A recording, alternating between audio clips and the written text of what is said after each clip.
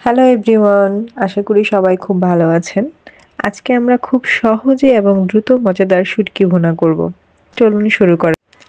আমি এখানে ৩টি মাঝারি সাইজের পেঁয়াজ কুচি করে নিয়েছি আর ৩টি পুঁটি শুটকি নিয়েছি। আপনারা যেকোনো পছন্দ মতো আপনাদের শুটকি নিতে পারেন।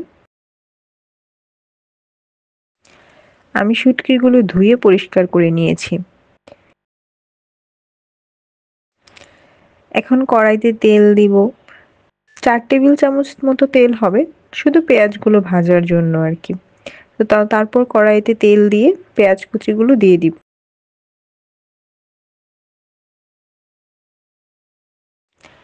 তারপর লবণ হলুদ দিয়ে মিশিয়ে একটু ঢেকে রান্না করব, এতে দ্রুত পেঁয়াজগুলো নরম হয়ে আসবে।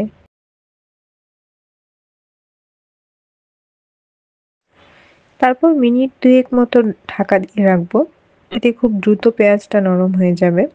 তারপর ঢাকনা খুলে একটু পেঁয়াজগুলো লালচে করে ভেজে নেব।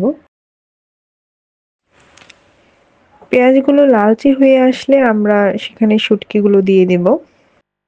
শুটকিগুলো দিয়ে পেঁয়াজগুলোর সাথে মিশিয়ে নেব, এতে করে শুটকি থেকে সুন্দর একটা গন্ধ বের হবে।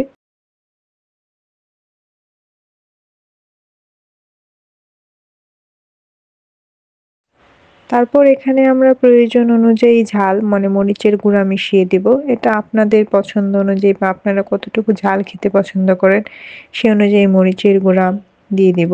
তারপর সামান্য ১ চামচ বা ১.৫ চামচ মতো আমরা এখানে ধনের গুঁড়ো দিয়ে দিব। তারপর সামান্য একটু জল দিয়ে, যাতে মসলাগুলো একটু কষানো যায়, সামান্য একটু জল দিয়ে দিব। জল দিয়ে সেগুলো আমরা খুব ভালো করে মিশিয়ে রান্না করব।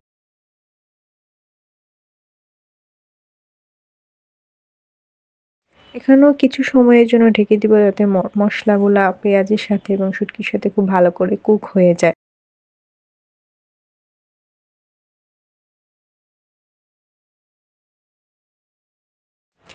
তারপর ঢাকনা খুলে ভালোভাবে মিশিয়ে নিব। কিছুক্ষণ কুক করব। আর দেখা যাবে যে এই পর্যায়ে এগুলো একটু দলা, দলা হয়ে আসছে, মানে বলে যে নাড়ুর মতো হয়ে আসছে এক জায়গায় জড়িয়ে।